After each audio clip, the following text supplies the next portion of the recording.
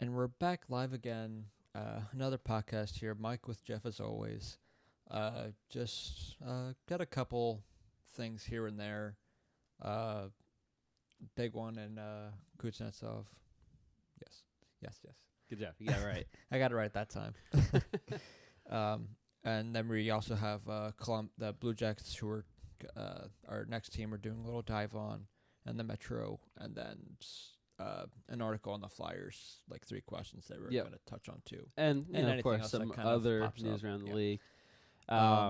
So first things first, Bill Guerin, congratulations to him, as he is officially named the next GM in Minnesota Wild history. Mm-hmm. So this is very interesting. So I was listening to, I think it was the Spit and Chicklets podcast a couple episodes ago, and they mentioned a rule on there that I didn't even know about. Apparently, I think it's before the month of August ends, I want to say, teams, even if it's an interim GM, they have to have a GM. Yeah. If they don't have a GM, they have to have one by the end of August. I never knew that. I mean, it makes sense. Yeah. But still, it's just something that never crossed my mind. When I heard that, I was like, wow, that's a great point. So, Not just like an acting GM, it has to actually be the GM. well, no, it can be Okay. an acting GM. Like that's what I was saying. Even if it is an acting GM, that's fine, as long as you have someone, quote unquote, filling in that GM role. I'm just trying to think back of last year when Carolina didn't have their GM for a while, and it was just Brenda Moore that was brought in. Well, because they had Don Waddell, who's the Yeah. president and also / GM. So I don't know If they just do that tag on, they're just exactly. because, But I then mean, we just kept he's it, been so. GM now True. for quite some time. So I don't know. I don't know. It's just interesting though. That But is interesting. so there's that. Some small news about the Ottawa Senators. Their coach, DJ Smith, said that they will not name a captain this season. The role will emerge in time after Ottawa went without one as well in 2018-19 season. Which means it's time for Kachuk and some of the younger guys. That Yes, to have step up. something to kind of Yeah. branch them out. From the I others. don't think that. I mean, the closest person that comes to my mind for a captain role is Brady Tkachuk. However, this is only going to be his second year, and I don't even think he's ready for an assistant captain. I don't get me wrong. I love Brady Tkachuk. I think he's he's a very young, talented player. But it's just too early. The 2 A's that come up when you go on the cap friendly are Peugeot and Browicki. Okay. Mark Browicki. I can kind of see that. And then technically they will get one more because if you don't have a captain, you are able to give out 3 A's. But one thing that throws me off is that one team – we touched on this. One team I know has a captain and 3 assistant captains, but I think it's one that thing. captain that remains – or assistant captain's always assistant, and there's one that always at home, and the other is always away. So it's Brady one of those Tkachuk's situations. too young still. I think, Yeah, to I get that agree. A, so it's not going to be him. No, it's definitely not. But JG Peugeot, I'm definitely a fan of his. I think he's been with the Senators for quite some time now. He's played a pivotal role in definitely the last playoff appearance that Ottawa has made a big impact on them there. And Would you give one to Anisimov or Bobby Ryan? I'm kind of surprised that they wouldn't give one to Bobby Ryan just because he's a pure veteran. Right. At You this know, point, he's definitely not the player he used to be, but still, just the veteran presence. Yeah. Anisimov, again, you could argue that. I'm just kind of going because they're kind of the older Right. guys at this point on this team. Ron Hasey being the oldest at 38.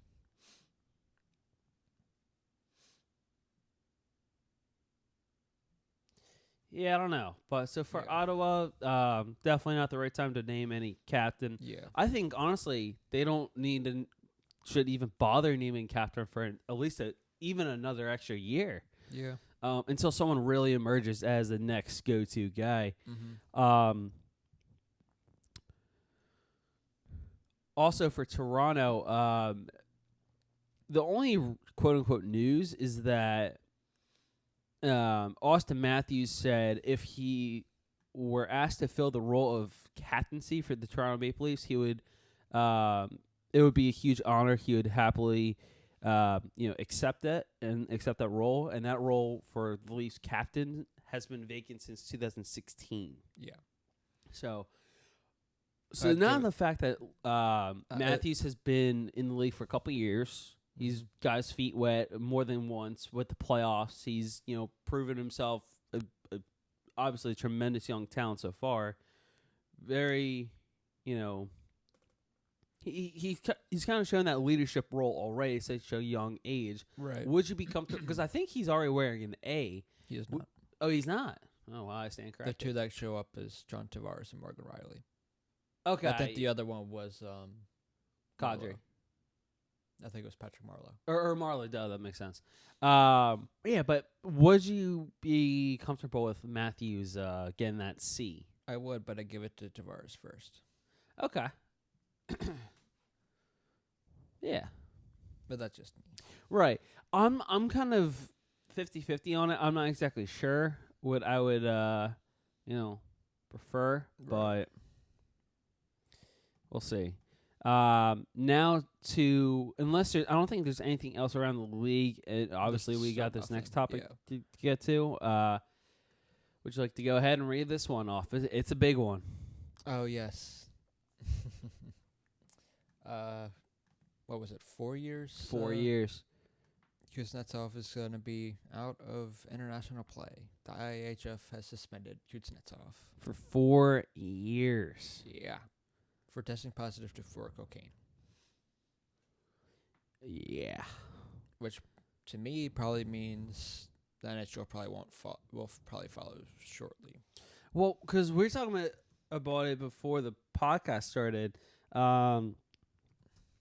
Because I need to look it up now because I'm just curious. I honestly don't know. Has any? I'm sure there has, but very few. Has there been any players in the past, outside of doing an illegal hit or something? Well, I'm saying that tested positive for drugs. That's what I'm trying to I'm trying to think. The only ones I can ever think of is outside of that was. I know Yuri Laterra. Well, no, he wasn't tested positive. Sorry, let me rephrase. He was under investigation. He was under investigation. I don't think they ever charged him, but because there was that drug raid at his cottage in Finland. Yeah, but I don't think he actually got suspended or anything. I don't think so. No. But I'm trying to think. I don't really think there's been a whole lot of. I can only really think of Schmidt, but he was just. Well, that was steroids, but still. But it's not like the NFL where you kind of hear every other week that someone got tested positive and is suspended for 4 games. And with that, I'm assuming the NHL also does their testing and everything like that. And if it came back positive for them, it could probably come back positive for the NHL as well. And if it does, then what's the equivalent of 4 games in the NFL to that in the NHL? Well, honestly, or is 4 games enough, or is it 8? Is it? I don't know. Because if he is, because there was the video that came out a couple months ago of him partying last year in Vegas with cocaine and everything.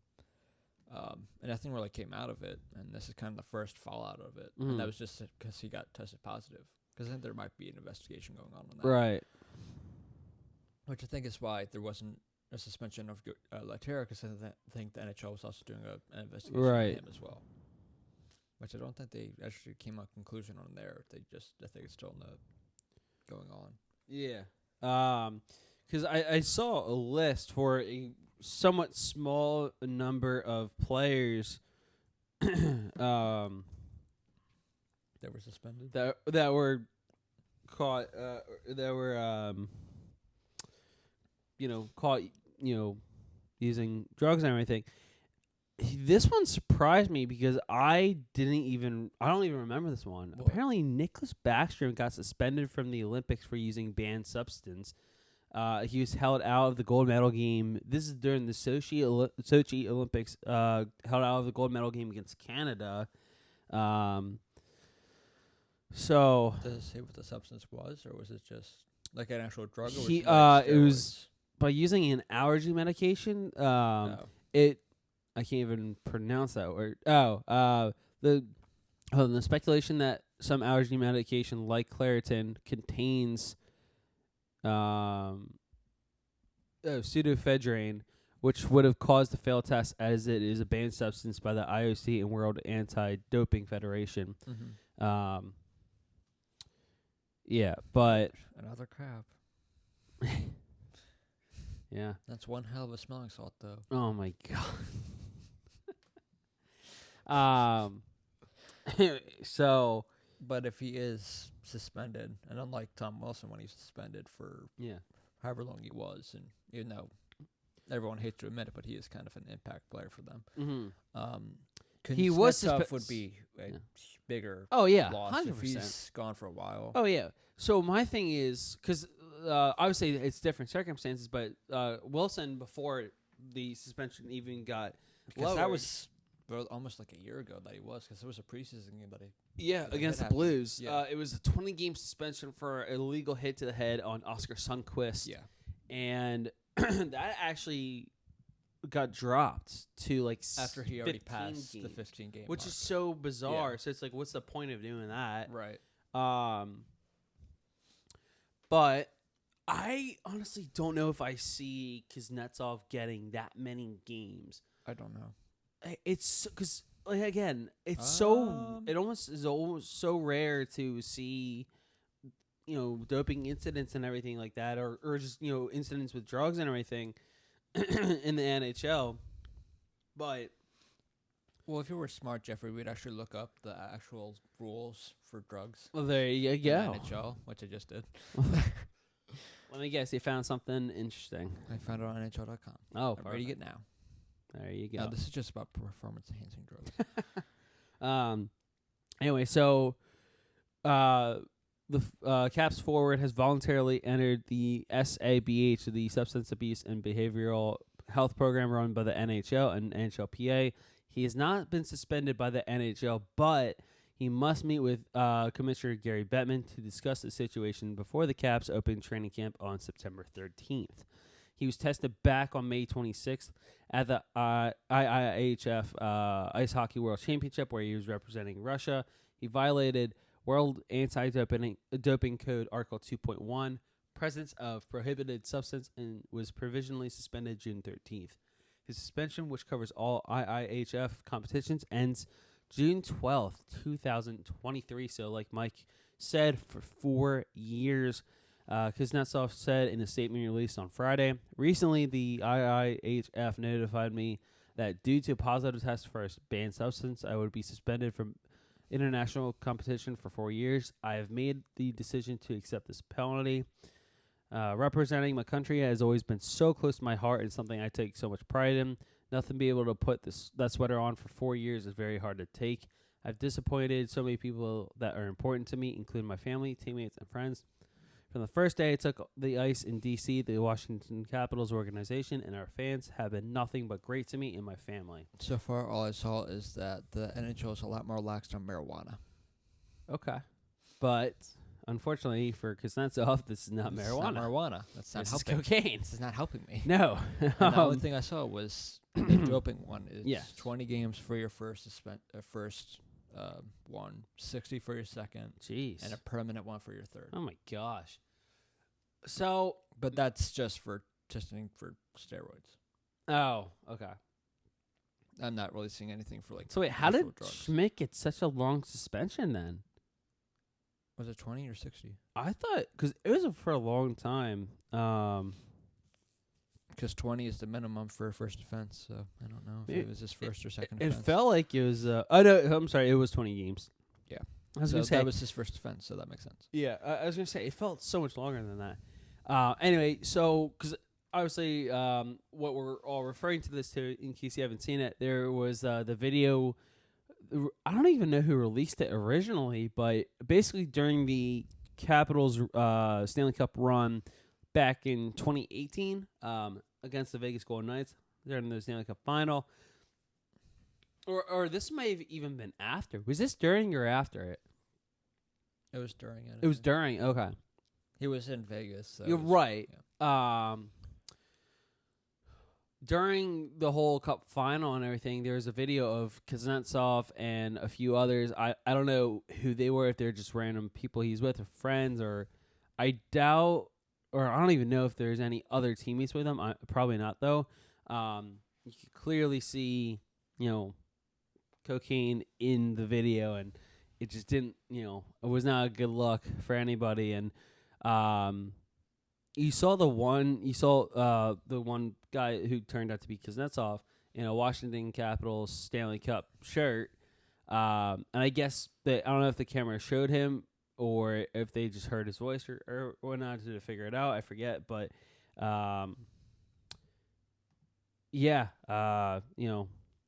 then they put two and two together, and yeah. And this article I found from TSN from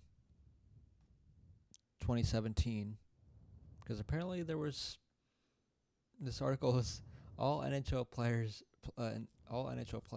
doping samples tested for cocaine this season. I was just talking about different cocaine things, but it said, hold on, where was it?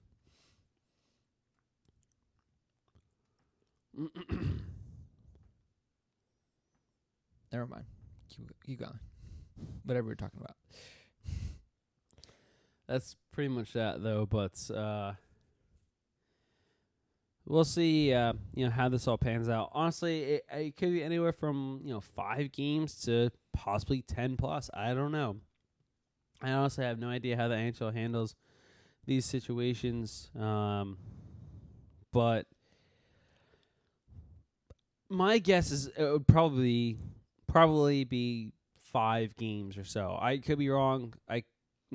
But that's just my gut feeling on this one. So, if anything, this says players who are convicted of drug-related offenses are automatically enrolled in league substance abuse programs. They are then tested at least twice per season for performance-enhancing drugs. God damn it. Steroids again. All right, we'll give up on this one for now, just because I don't know what else. But all right, now let's switch topics here, Mike.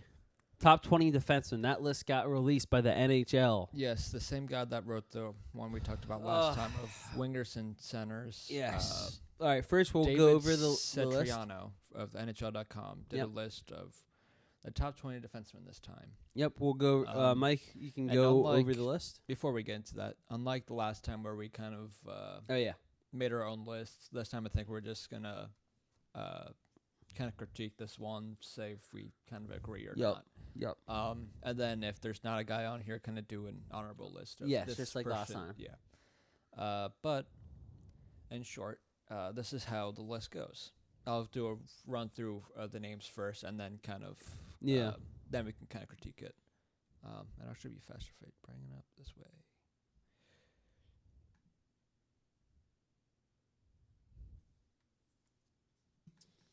All right. Here it goes, as followed. Number 1, Brett Burns. Nope, you have the wrong list already.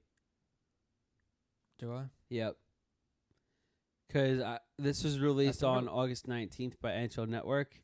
Actually, from 2018 or 2019? This is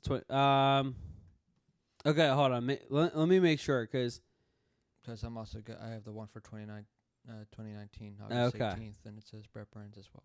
Okay. Then maybe this is the one by the fans, because they had Victor Hedman number 1. So this you're looking at the fans. I'm looking at the one from NHL. Oh my god! All right, I lied. You have it right. I have it wrong. Yes. My fault. There's a fans one that they did as well. Why did they do this to us? All right. Anyway, go ahead. That's why we weren't able to catch off podcast. All right, there you go. Now we're looking there. All right, okay. Here we go. And this one, all right. Brett Burns number 1. So it's the same one he sent me in the text as well. That's right. I forgot about that. I did send you this. That's where I'm reading this from. Damn it. Because I felt it would be easier to read it from this list than actual the article, but I have the article up as well. Yeah. Number 1, Brett Burns. Number 2, Victor Hedman. There you go. 3, Mark Giordano. 4, Eric Carlson. Seth Jones, number 5. 6, John Carlson. 7, Morgan Riley. 8, Roman Yossi. 9, Drew Doughty. 10, Chris Letang. 11, Alex Pietrangelo. 12, John Klingberg. 13, PK Subban. 14, Charlie McAvoy. 15, Jacob Trouba. 16, Torrey Krug. 17, Miro Heiskanen. 18, Ryan Suter. 19, Colton Parayko. And 20, Zach Werenski. I might have said 19 twice. Yeah. So I'll go first because I just have some thoughts right off the bat. All right. I get Chris Letang had a good year last year, but why is he top 10? He's not anymore. He's not. No. He hasn't been top 10 in over 5+ years. He's not a top 10 maybe. defenseman anymore. Top 20, maybe. Yeah. Top 25 for sure. Yeah. Top 20, you could argue. Mm-hmm. But he's not a top 10 defenseman. No, not at the moment. Also, Miro Heiskanen, he had 1 year. Mm-hmm. He shouldn't be on this top 20 list. He's not. Don't get me wrong. I think he's a hell of a defenseman. He put up such a superb year. He should have been, honestly, a Rookie of the Year candidate, but he wasn't. Or finalist, I should say. Yeah, it's hard to say to put a rookie right on these. One of these Colton Parayko should be up a little higher. Which is, again, what we kind of talked about this guy's list the last time, is that he's just going off of last year. Right. And he's going off last year, and that's what I hate kind about of how these well lists. they did. That's why Chris Letang's so high. Exactly. And that's why I hate about these lists. That's not the point of being a top defenseman. Sure, you can base off last year, but it's like, oh, what if you do well 2 out of the 3 years? Let's say if you had a bad year, perfect example, Ivan Provorov, he's not even on this list. Mm-hmm. So right away, I'm too. switching out. No, I'm Brett Brents. I don't really agree with either. Yeah, I I think it has to and be. Mark Giordano, I don't really think is number 3 at this point. He's a little either. high for my list. I was shocked when I saw that. Like, don't get me wrong, he's good. Yeah. But he's not 3. No, I would have had Drew Doughty is. I still think a top 5 defenseman. Oh, easily, so if not top 2 not or that 3. number 9's bad at anywhere. But he's higher than certainly that. better than Morgan Riley. I think better than Seth Jones. He's better than John Carlson. Yes. Which I'm wondering how he's, because I didn't really read the article or whatever of how he kind of looked. Is he looking at both, like, offensively defenseman, like a ghost type player, or just a specific defenseman, or I don't know what his. Well, if criteria that is was the here. case, because Eric Carlson's more offense than defense. Same with John Carlson. Exactly. So why not have Shane Gostisbehere on that list if you're going by? He's not top 20 in my opinion, but still. Yeah, but I'm saying, like, if you're going by ranks like that, why not? But but I think you're also looking at defensive abilities too, because I don't think Ryan Suter at this moment is top 20 anymore. I don't think he's 18. No. He might be just below that, but I don't think he's top 20 anymore. Like 22 maybe. Yeah. But Werenski should be higher. I think Parayko should be higher.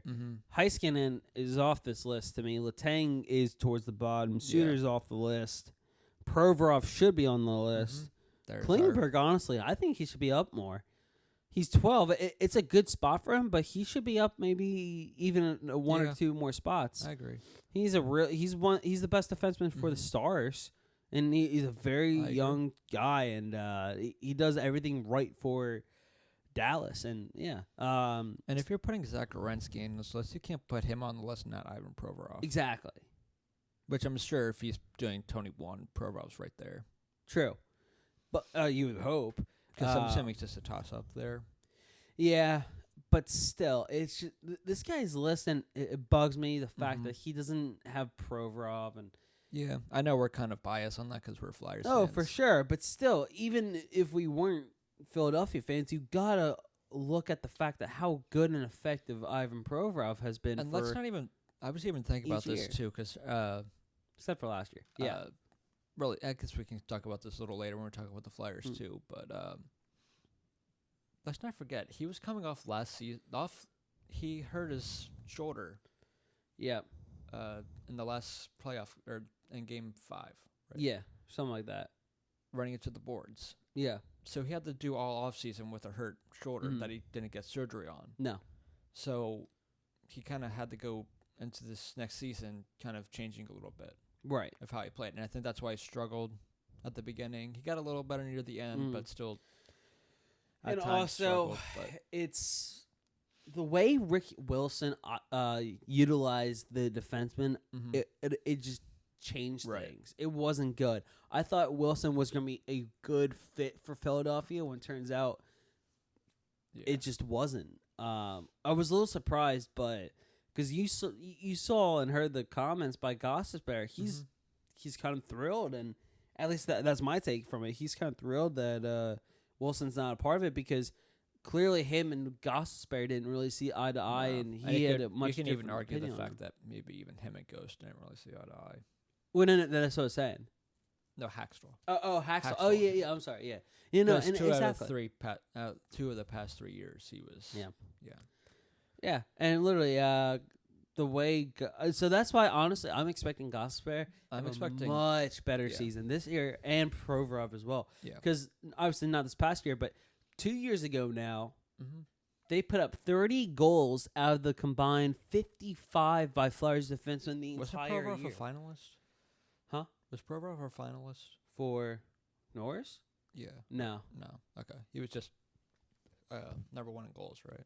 Yeah. Tied. With 17. Yeah. It was either him with 17 or no, it was him who was 17. He had the most. I know that. Yeah.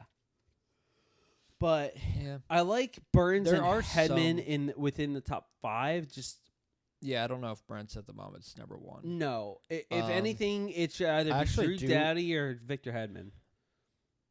There are a couple people I do agree with where he put him. What's that? Seth Jones. Yeah, I was thinking the exact same thing. Eric Carlson. Okay, yeah. Morgan Riley, you can argue, and Roman Yossi as well.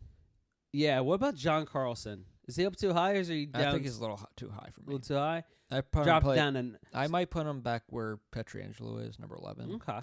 And also P.K. Subban. I think he's right there. Yeah. Charlie McAvoy should be up more. No, I think he's got a little sample size as well, but I think where he is right now is good. What about Torrey Krug and Jacob Trouba? Kind of right there. Kind of right there, maybe a little high for me. Okay. Yeah, I just don't get this guy's list. Yeah, I never really get his list. Like that's why the offense, the forwards ones was obviously based on points. Exactly. Especially centers. It's ridiculous. I don't know. And this is the third list he's made that we just both don't really agree with. But so now I'm kind of scared to see what he comes out of the top goalies. Yeah, but I feel like you know who's going to be his number 1 because I'm pretty sure he's going to be like everyone else who thinks wins is big important when it comes to goalies, which means he's going to be putting Holtby at number 1. Exactly. And not that we don't think Holtby is a top goalie. It's just...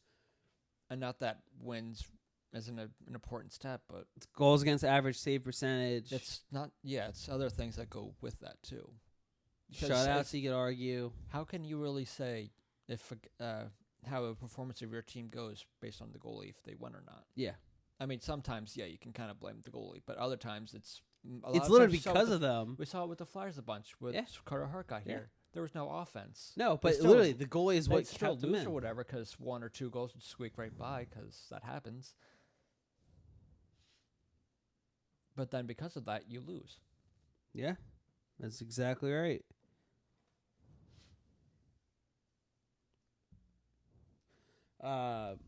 So we'll see how he releases the top 20 goalies. Yeah, which I'm sure it's probably going to come soon because I think he's kind of done this every week, I want to say. Essentially, yes. Yeah, because the Senators one came out at the beginning of the month.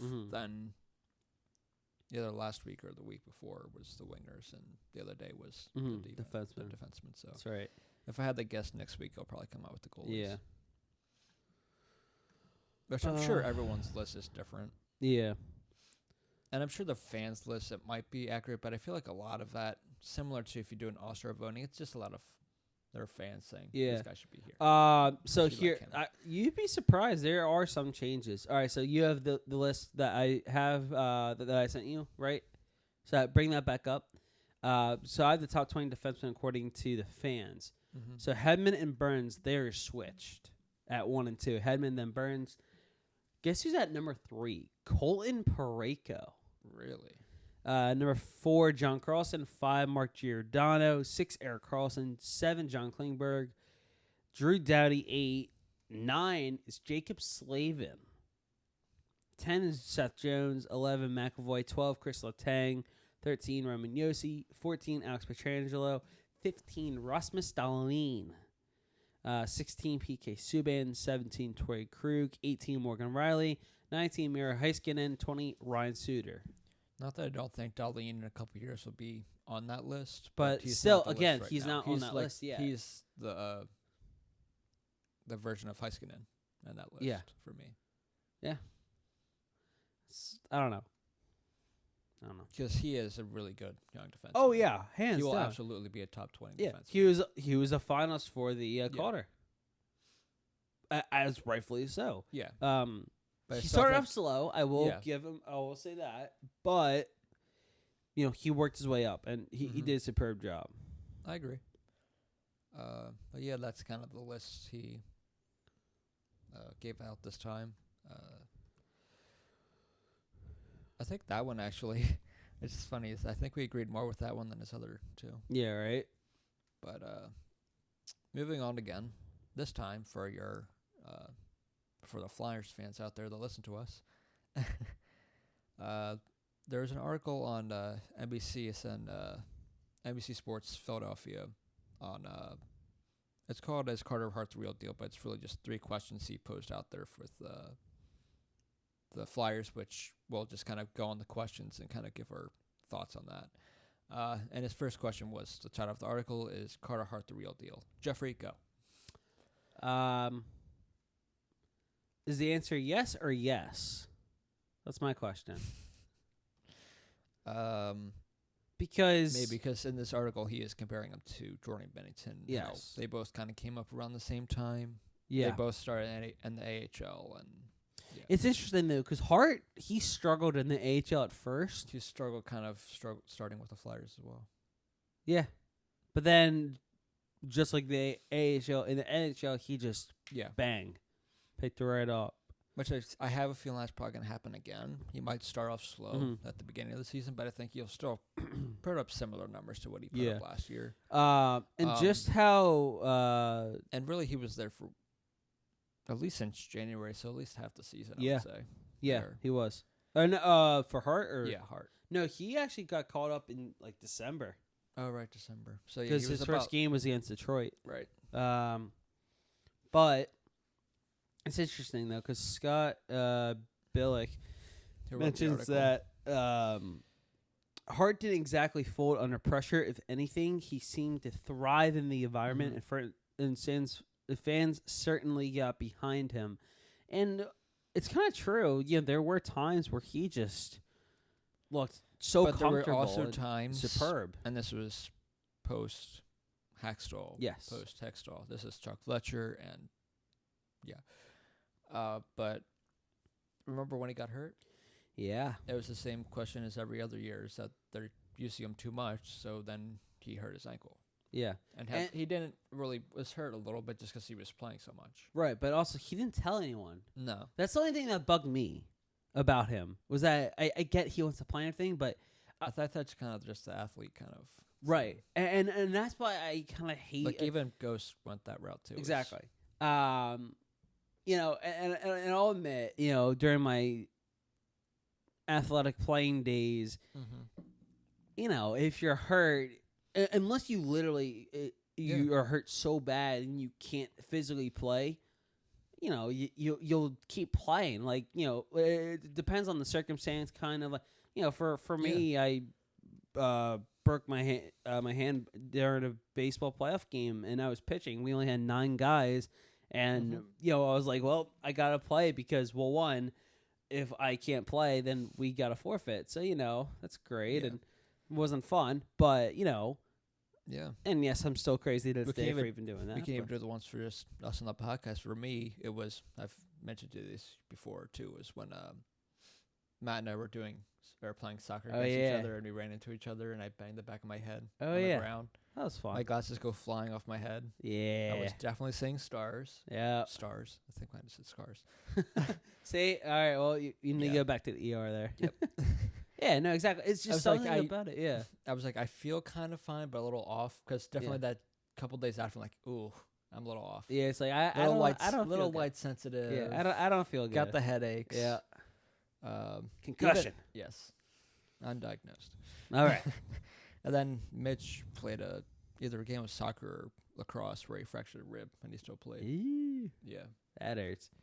But it's like it's just just something. kind of that thing where you're still there. Exactly. And I was just a goalie, so it Yeah. wasn't that big of a deal when I ran into Matt. Right. Or we ran into each other. Yeah. So. But still, it's just like Matt's also a good friend. yes. For those who don't know. Yes. Hi, Matt. Anyway, though, so excuse me. That game also went to penalty kicks, by the way. Oh, nice. Yeah. There you go.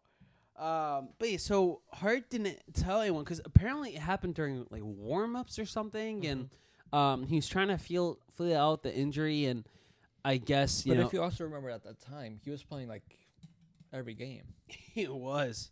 and then he was going to play it back to back. Yeah, It was the game in Montreal, it was in Montreal. Yeah, and then I think he was like in warm-ups, and then like that's halfway through exactly what I'm warm-ups, talking it about. just Yeah, got- it was he's just just gonna something go. screwy. because he started the game, and then he just wasn't himself. No. Anyway, though, so It's just kind of a matter of he kind of mentions it a little too, and I've seen other people mention it, to not really overwork him because he's still young. right. To the point where he where was it? And also, this is his first full off season Mhm. because everyone knows he's going to be on the team. Yeah. Not only that, but everyone knows he's going to be the starter. Starter Hart. Yeah. You don't want to rush him too much. He's Exactly. only 21 after all. But still, the little we got from him, you think it's still going to be the real deal. I don't see much of a fall off. There will probably be some because Right. it happens with everyone. Even the best goalies have their droughts, so Exactly. it will definitely happen. But it's just kind of a matter of how he gets back from it, which in every level, because that was the thing coming in from last year, is how would he do from going from juniors to professional? Yeah. 'Cause And he was just going to killed be in the NHL. And it took him a little while, like a month or so. was star of the week, star of the month, Yeah. rookie of the month. It's crazy. Because in the juniors, he had no problems at all. Oh, my gosh. Yeah. He was like 2-time back-to-back WHL player of the year, goaltender of the year. You know? And then we all kind of expected he was going to have, because professional is so much different from juniors. 100%. And then we're like, okay. See, he's not, he is human. Yeah, right? It's like he let in a goal? What? Oh, wow. I didn't know that was possible. And then we're like, and the only reason why he got caught up was because of all the injury problems. It really was. Not only He that, was literally but the last hope, or kind of the last kind of person you had to bring up. literally, Hextall didn't have a choice. Yeah. Because Hextall got fired first. Mm-hmm. And then I think Hextall was still behind the bench for Hartsy's first game, right? Yeah, he didn't get let go until January, I don't think. It was at least like 2 weeks later, I Yeah. think. So yeah, probably It was around after the January. road. It was after the West Pacific road trip. That's all I Yeah. remember. Vancouver road trip. Yeah, that was ugly. Yeah, it was. Anyway, so but yeah, no. So I what are your predictions for Carter Hart this year? Like for example, let's start off with this. I see him. How many, like, out of percentage of games, how many do you think he'll take? Like 60-40? Like 60% him, 40% Brian Elliott, or like 55-45, somewhere around there. Also, I think it could be more of a 60-40 for Hart. Yeah, maybe.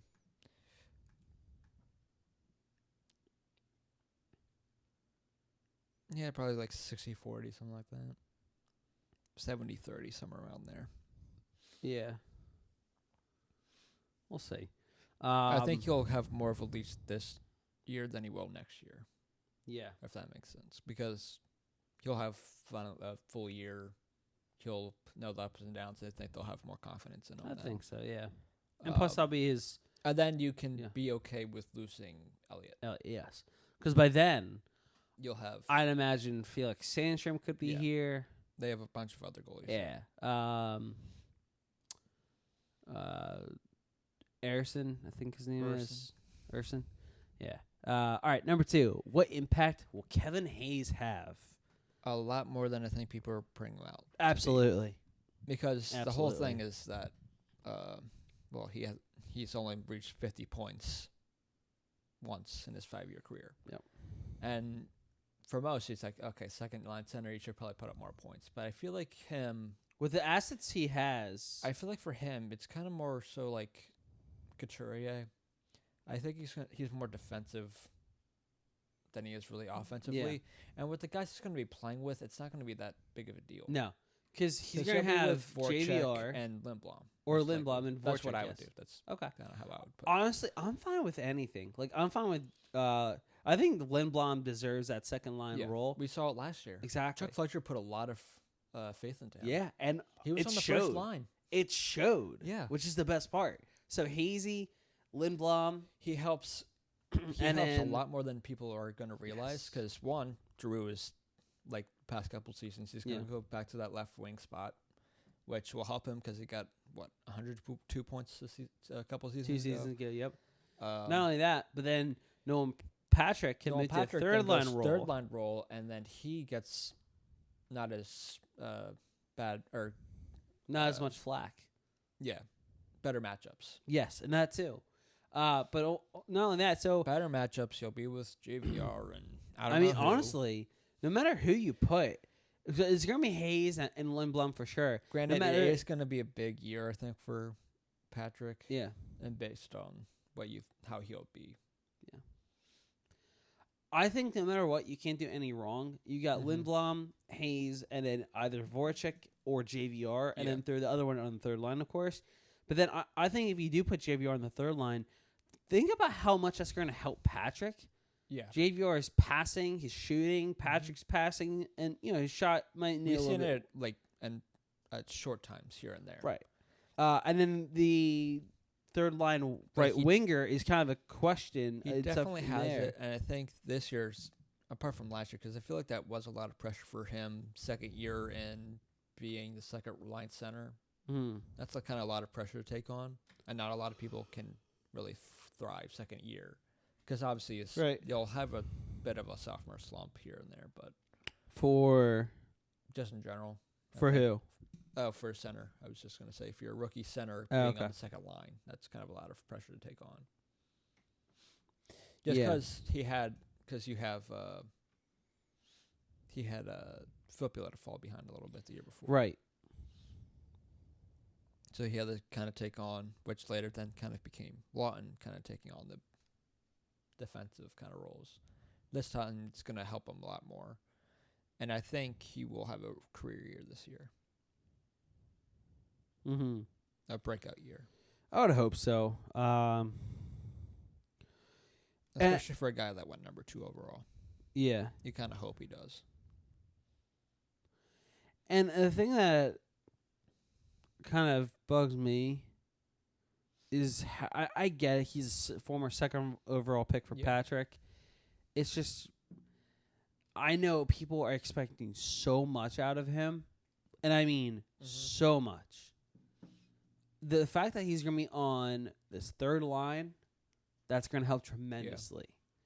I honestly believe this, that the Flyers are going to possibly be a sleeper team this year. Oh, yeah, they're going to be a sleeper team. Because a lot of, like you mentioned, not many people are going to expect Kevin Hayes to be impact. To be an impact player that we know he can be. Yeah. For sure, when the Flyers first traded for him, I thought, okay, this is interesting. But you also knew that was going to happen no matter what. Whether it was going to be he hits UFA or through the Flyers or whatever. He was probably going to get overpaid. That was just what happens in free agency. It really does. And it wasn't as bad as McDonald's contract. It's definitely not. It's not horrible. It's a little much, but I'm fine with it. The people are only going to see $50 million. Right. But when you see the amount of points I think he'll put up, they'll be okay with it. I think he'll put up more points than he has before. Exactly. Dude, it's funny, though. People but also, to this if you really think about this, too. Yeah. When he was with the Rangers for those first few years, this is the fall off of the Rangers. This isn't the Rangers that made it to the Stanley Cup. Yeah, It was a different Rangers. exactly. So we didn't really have the pieces there. Neither did No. Vigneault, No. which will also be a big key because the Flyers, I will say this, both, even though Berube did win the Stanley Cup, Mm-hmm. the Flyers did have two duds of a coach, Yes. and Hackstall and Berube. And now they're getting back into an NHL Yeah. coach with experience. Which, believe it yeah. or not, the Flyers have not made the past second round or In- first round since 2012. since Peter Laviolette. Yes. I'll put it this way. So with Craig Berube, he's a good coach. Obviously, he just won the Stanley Cup. Yeah. My thing is, he just didn't fit No. well with the Flyers system because Berube's system and the type of players that the Flyers had during his 2 years Mhm. here, they're completely different. Berube, as you saw with St. Louis, defense. Yeah. Defense. The Flyers didn't have For a, Flyers, the literally Flyers didn't had have a- nothing but offensive the Flyers players. didn't have the great defense then. And that too. 'Cause My the other defense- thing, Because I'm trying to think, that defense was what? probably Nick Grossman still. It was a start of Gudis, Gu- I think. Hold on. Let me fact check that. I don't. Because it was 2014 he took over, right? 2014, 15, somewhere around there. It was 2014 because Or no, was it- Gudis it was not on the team 2013. yet. Okay. It was 2014 So then you have- because that was 'cause his that first was year. what? That was the Rangers. Did we have Nick Schultz then? I believe we did. Because it would have been Dosado, Schultz, All right, here we go. Mack, We got Coburn, Coburn still, Hal Shen. Gill, Nick Grossman, Eric Gustafson, who's still on the team. I love that guy. McDonald, Mazzaros, Oh, yeah. Luke Shen, Mark Streit, and Kimmo Timonen still. Mm-hmm. It's not a great defensive core. It's not. Because remember, this is a 38-year-old Kimmo Timonen. Nothing against Kimmo. We love him. You know, Mhm. and a 36-year-old Mark Streit. Love them both, but yeah. The fact that he had Luke Shen, who was downright awful. yeah. Mazzaros, who's 28, wasn't, 17 points that He year. was more of your offensive kind of defense. Yeah. Andrew McDonald, we all know him. Gustafson. I like Gustafson. I don't even know whatever happened to him. He just left the team. Didn't come back, which is a shame because he's a pretty sharp young defenseman. That was also the start of Brandon Manning, I think, too. Was that year? Brandon Manning's first? If it stint? wasn't that year, it was the year after because I think it was 2014, 2015 was his first year, but Mhm. still. I think No, he was like up No, and wait, maybe down. it wasn't. He was up and down, but I remember because Bruce wasn't on the team, right? then? Who? Bruce wasn't on that team. No, he was already off the team by then. Right, because I remember maybe it was just because it was his first game or whatever. Brandon Manning made his first, or maybe it was Brandon Manning. He made his first appearance, and Briscoe made that joke of Peyton Manning, his brother. Oh my god. Oh, Brizzy. But those were your starting defensemen for the Flyers. Yeah, so. And that doesn't scream out and anything. you were also exciting. screwing over Couturier then as well. Yeah. Because my other thing for Berube is he didn't really help Vinny Lecavallier's game. Because remember, Laviolette was the head coach for the first 3 games, then he got the can. Yeah. So my thing is, and literally the first 3 games, Cavalier was doing perfectly fine. Mm-hmm. After that, the reason why his game went to hell, inserting a new system with Yep. Berube, all this defensive mindset and everything, it's going to screw you up and screwed him up. And before you know it, Lecavalier found himself consistently in the press box. Yep. That's why I just don't give him that much crap for Yeah. his years As in much as Philly. other people do in Philly. Yeah. Exactly. And then I you were hate able to trade him and Luke Shen somehow. with Hextall. Yeah, somehow. And then Hextall was just a big gamble because he didn't. He went from it was NCAA college. Yeah, he went from to college NHL, to not NHL. even AHL, not even the ECHL, Not even juniors. not even juniors. He wasn't even playing. He wasn't. I guess they're kind of the better college kind of. Yeah, North it's Dakota not the was same the as, elite like- college, Yeah. but still, I don't know. So now, and that's also kind of tying this all back to Kevin Hayes, because now you got Alain Vigneault, AV, He already who knows coached him. him in New York, and Yeah. this And is also Kevin Hayes is also going to have a better team around him exactly. than he had. He not granted. His best team he was with was that short time in Winnipeg. Yes. Just going to say it. On paper, they think they're still a better team than the Flyers. I think it's getting a little closer, but I still think Winnipeg's better than the Flyers are. But I still think it's a good team that he's going to get put around with. And as his career kind of progresses the Flyers, he'll then move, you'll hope, to the third line, and and jump up Patty to the second line. Yeah. And then you're just, okay, that's fine. Exactly.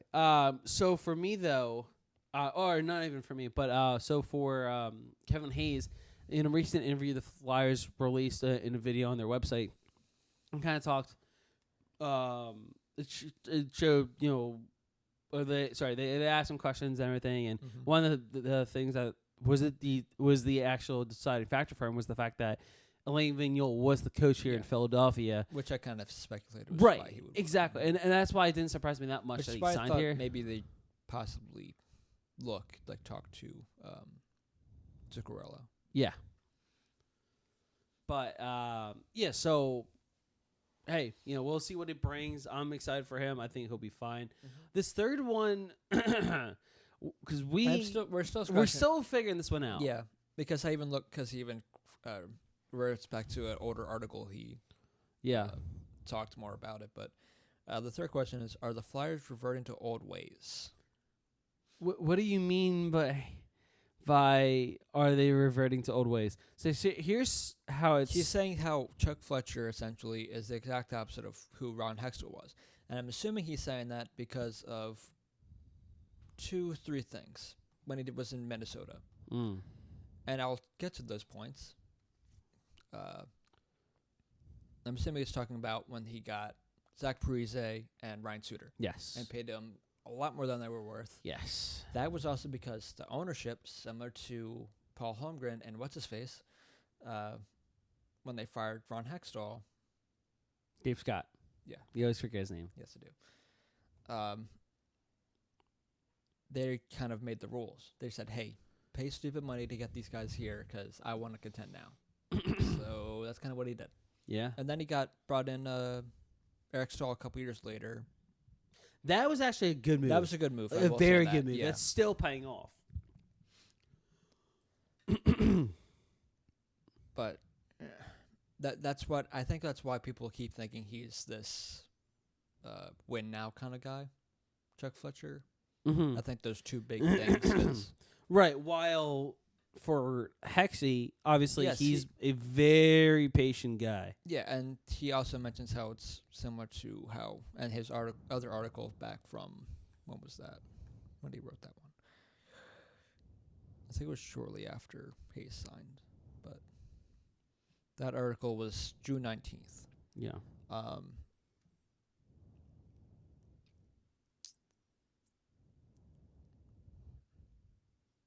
And he mentions how Ron Hextall's method was similar to Winnipeg and Tampa Bay's, where they build within everything. Which, why not? They were the ones that were successful. And for Chuck Fletcher's sake, I was even talking to you about this yesterday, and my little rant to you, because this always gets brought up. I'm assuming because they didn't get a huge piece this offseason and didn't trade Giroux and Voracek or something like that, and completely blow up. But why would you want to blow up? Why would you want to trade some of these younger guys, young prospects, which I think someone still has, I forget who it was, but they still have Flyers as number 4 prospect-wise in the league. Yeah. That's still pretty good. Why would you want to blow that up for most likely an older kind of guy who's got a couple years left that you're going to have to pay dumb money for? Where the Flyers, I think even Chuck Fletcher saw this too, is that this team's just missing a piece here and there. And I still think, even though I don't think this team's contender, or not yet, but hey, I would have said the same thing about the Blues, but they just won. Yeah. Literally. Anything is possible, It really would is. certainly surprise me, but this team's a playoff team. I could see them winning a round or two. Oh yeah, they easily like I said last year, and I'll say again this year. On paper, this team should easily win a round. Yeah. Maybe 2. I don't see why they can't. But again, some of the factors though, obviously injuries is a huge factor. My probably the biggest one for me though, for factor wise, it comes down to is who gets hot at the right time. Sure.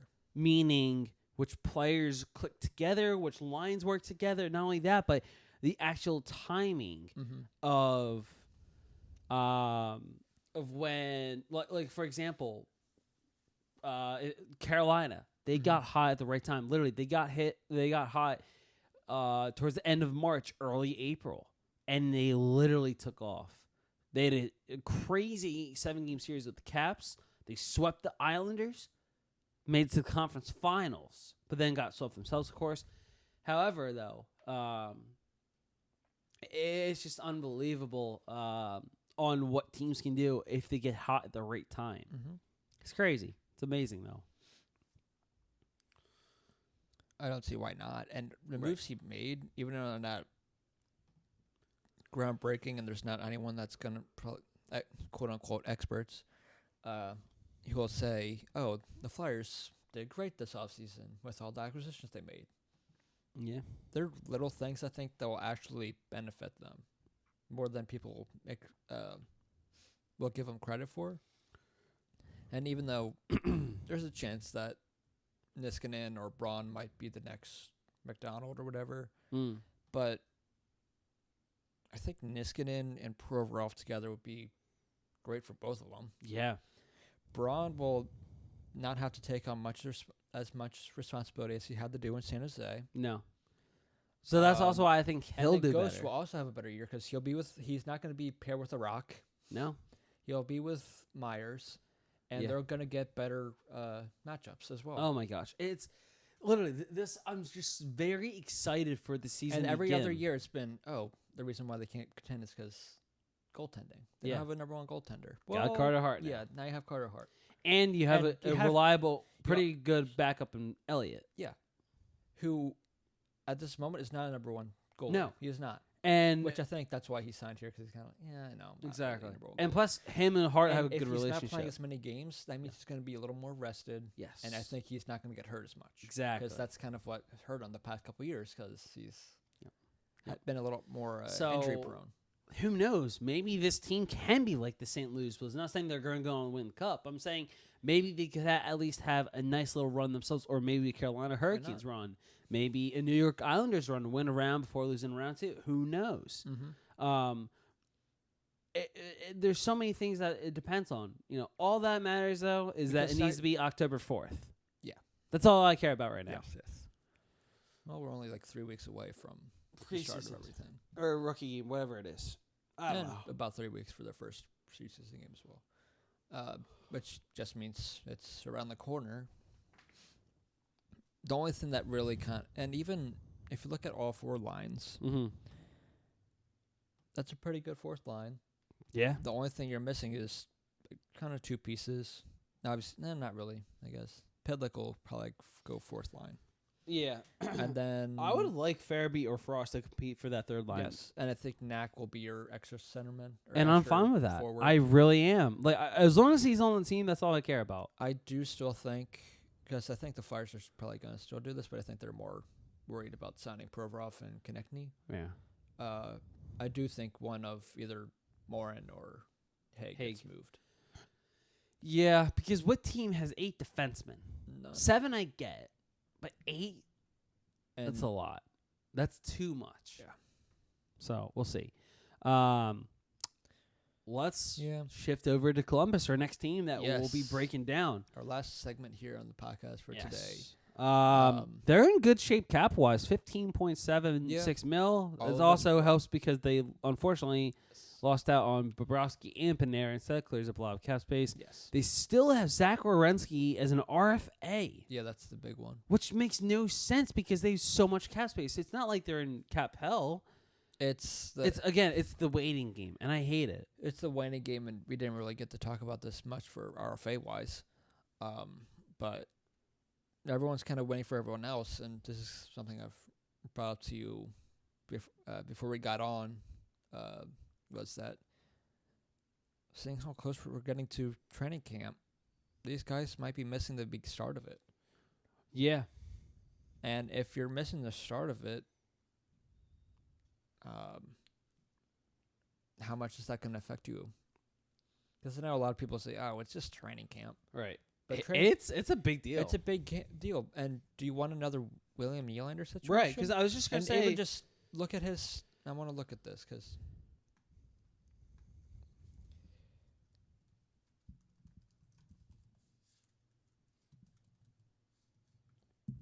because I don't know if teams will wait that long to want to sign someone. Because if if you look at William Nylander...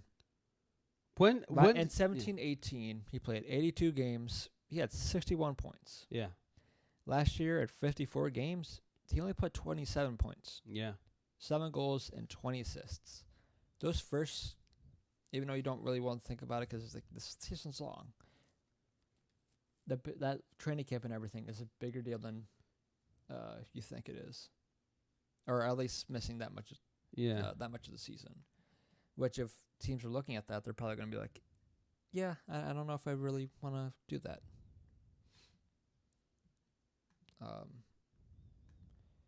But it's just a matter of who signs first, then they're just going to have a land rush of everyone else signing. It really is. It's literally just like we talked about before the podcast started. It's the Harper Machado situation. Yep. At this point, it's going to be like them going to spring training. Yeah, but honestly, I didn't even think that would be a thing with hockey. I know. But here we are. I guess that's what happens when a bunch of your RFAs are really good players. Yeah. Well, Werenski, luckily for Columbus, Werenski is the only player they have to worry about this year. Because next year... I think a lot of these teams, the only people they have to worry about is their one RFA. Yeah.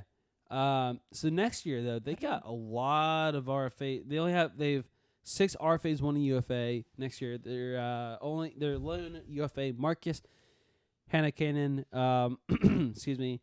Their RFAs include Josh Anderson, Eric Robinson, Dean Kukin, Jonas Korpisalo, and Elvis Merzlinskins. And last but not least, the most important piece of that one, Pierre-Luc Dubois.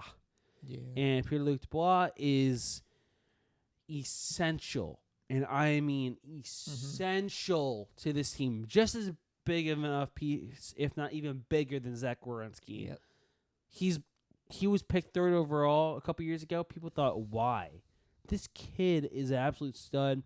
He honestly, he reminds me a lot of Jonathan Toews, the way he moves the puck, the way he handles himself as a pro.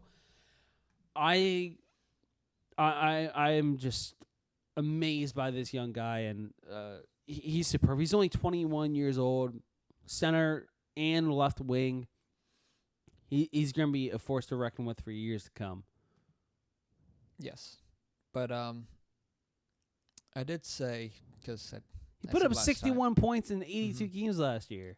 I said last time how I did like a little write-up of the whole Metro, just because I was bored one day. And I gave my little thing about Carolina last time. And for me, I kind of did what was it? Their strengths, potentials, and like holes and weaknesses kind of thing. I kind of separated on that. Their strengths, they got a first pair shutdown. Yes. Absolutely. And the Nyquist signing I thought that was a good signing. That was important. Because they kind of needed someone because they lost. That was a big loss at Panarin. Mm-hmm. But I think they have an average offense. Still not great. I think Dubinsky can still do well. Atkinson. I think they were hoping for more from Riley Nash last year. And obviously Pierre-Luc Dubois as well. Yeah.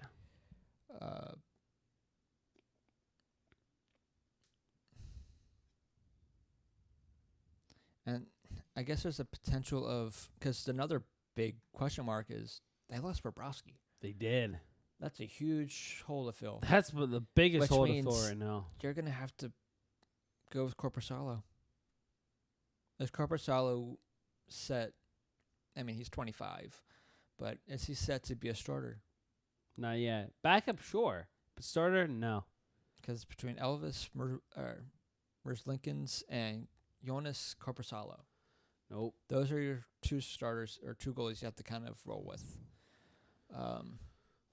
Which I did put this as potential as well, is that Corposalo, I think...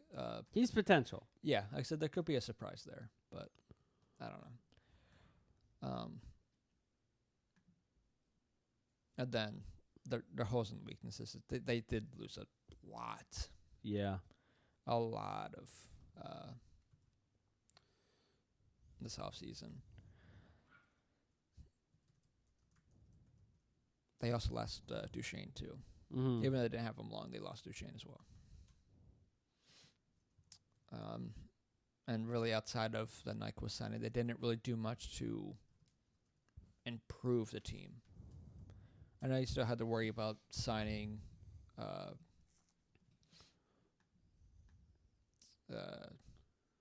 Wierenski and everything, with 15.7 mil in cap. I just guess no one really likes playing in Columbus because Right. you'd think you could possibly. But get here's someone. my thing, though.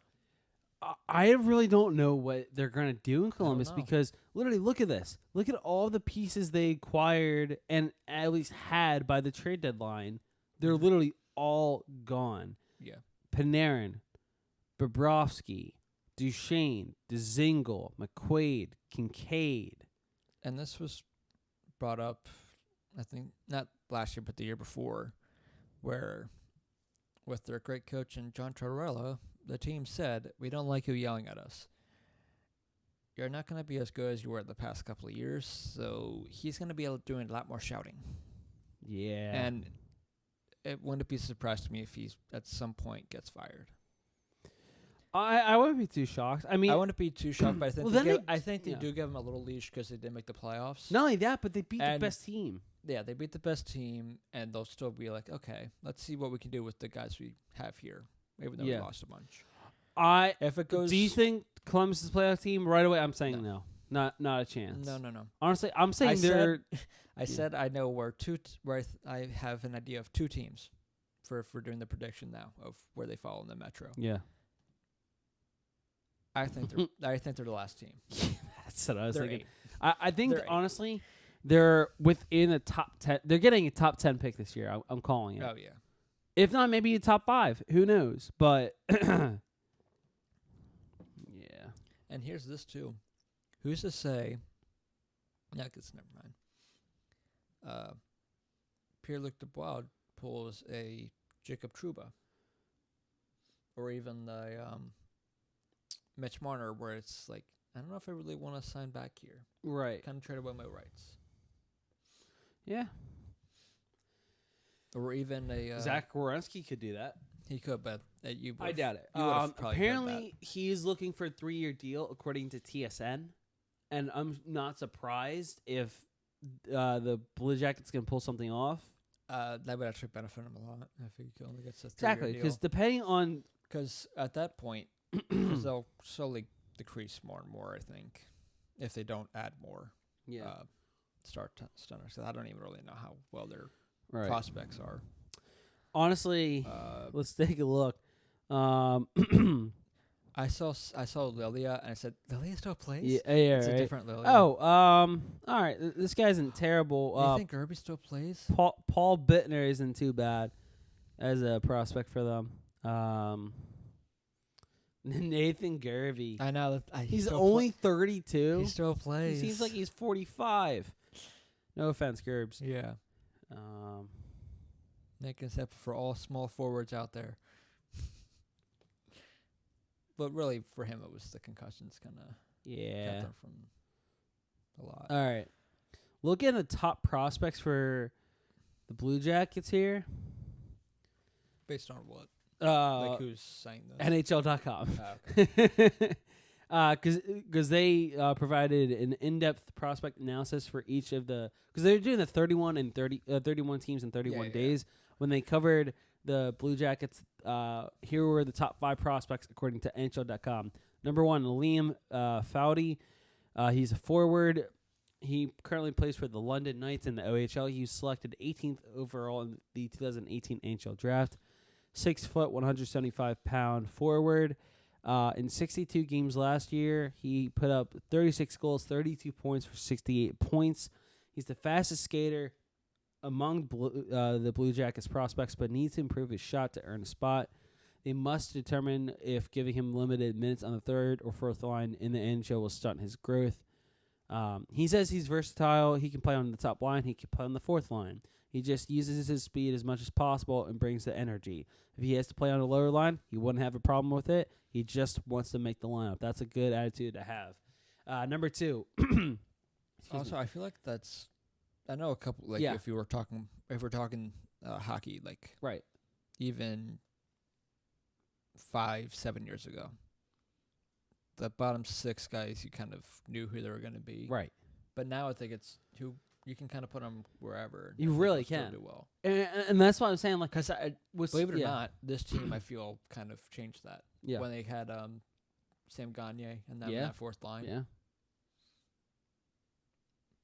You're definitely right. Because literally, there's some teams out there, and I mentioned this several times before. I'll mention it again, just because I think it's a good point to bring up. Though, there's some teams who obviously they have a top line, but then they might have a second line and 2 third lines, not even a fourth line. Yeah. Their line's so good. If that line's on any other team, it becomes a third line on any other team. Or a top line and 2 second lines and third line. You never know. The combinations are endless. Yeah. There might be some teams that don't even that their second line isn't really a second line. It might just be another third line. Really, there's so many different options. But for a team like Columbus, I'm interested in seeing what their team will be like out of camp. Yeah. But it's gonna be a tough one. Yeah. Number we 2, see him a lot, so exactly. We'll see how this And we can easily. But it's the one team that the Flyers can never beat. Yeah, they really can't. I always find it so weird, but this are just the one team for some reason. They're always kind of close. At least they're always kind of close games, but they can just never beat them. I agree. This next guy, Alexander Florida's Texier, for number 2, selected 45th overall in the 2017 NHL draft. He actually made his NHL debut April 5th against the Rangers, scored his first career NHL goal the very next night against Ottawa in the season finale. He immediately earned the trust of coach John Tortorella and played in 8 of the 10 Stanley Cup playoff games. He even scored twice in the series-clinching game of the Eastern Conference matchup against the top-seeded Tampa Bay Lightning in a 7-3 win. So he is going to make the team. I think he'll make the team. 6 foot, 187 pounds. Forward again. In the offensive zone, I feel I'm a skilled guy, but I don't want to look at this. I look at what I need to be better at. It's my defensive game. He's projected NHL rival this season. So for Foudy, his rival projected is next season. So that's a good sign. I think he has what it takes. I'm sorry, if you're putting up points in the playoffs, why aren't you then the next season starting? So exactly, yeah. So I'd assume Texier is on the team. Elvis Merzlinskins, the goalie, projection this season. Obviously, he's now the backup, so he doesn't really have a choice. Selected 76th overall in the 2014 NHL draft. He went 22, 18-0 in 43 games played, 2.44 goals against average, .921 save percentage, 6'3", 183 pounds. Yeah. Did he have any games last year? In the NHL, no. Okay. He was named the top goalie in the National League, Switzerland's top professional league in 2016 and 2018. Just in the National League, not the American League. Haha. He plays for Latvia's national team. Latvian. Yeah. Apparently, he will challenge Korpisalo to be the number 1 goalie. I mean, is it really that? Yeah. Nothing against Korpisalo, but yeah, I don't know. So we'll see. It's probably going to be a tandem. Emil Bemstrom, forward projection this season, 35 points in 47 games, 117th pick in 2017 NHL draft. Their GM Kaikalainen said during the NHL draft back in June, Benstrom's ready to take on the challenge. He's going to get an opportunity to show what he can do. He did tie. He was tied for the third highest goal total by a teenager as a 19-year-old last season in the SHL in their history, trailing Kent Nielsen 28 goals in 76, Pettersson 24 goals in 2018. Benstrom led the SHL in goals and power play goals with 10. And last but not least, Vladislav Gavrikov, a defenseman selected 159th overall 2015, 20 points in 60 games played. Both him and Benstrom are projected to be up this season. His first NHL games were games 5 and 6 of the second round against Boston after playing 5 seasons in the KHL. He did lead the KHL with the plus 48 rating last year. He's likely to play on the third pair, but may compete for a higher role. Torts said, this guy can play. We know he can play during the playoffs. So that's an encouraging sign for him. Yeah. And here's another thing, too. Yeah. They only have 5 picks this year. Yeah, that's going to hurt. That's something I did notice. Yeah. That's great if they do end up getting like a top 10 pick or whatever. Right. But after that, those second and third round is kind of important. So, which is why I still think it. I know I get why, because why you have the players try to go for it, but right. They didn't get anything out of those guys, anything in return. Yeah, they all left. But yeah, this is the one team I think it can kind of almost confidently say they'll be 8. Yeah, if not and watch 7. Watch what happens. They end up doing well, and yeah, we'll right. go back to this pocket. They're going to be 8. Yeah, right. And they're like 3rd. It's not going to happen, but yeah. Yeah, I think that's all we can really put on the Blue Jackets. So our next one will be on the Devils. Yeah. And they added quite a bit of important pieces, and that was honestly going to be a very exciting podcast to get to. Mm-hmm. But until then, we'll see you.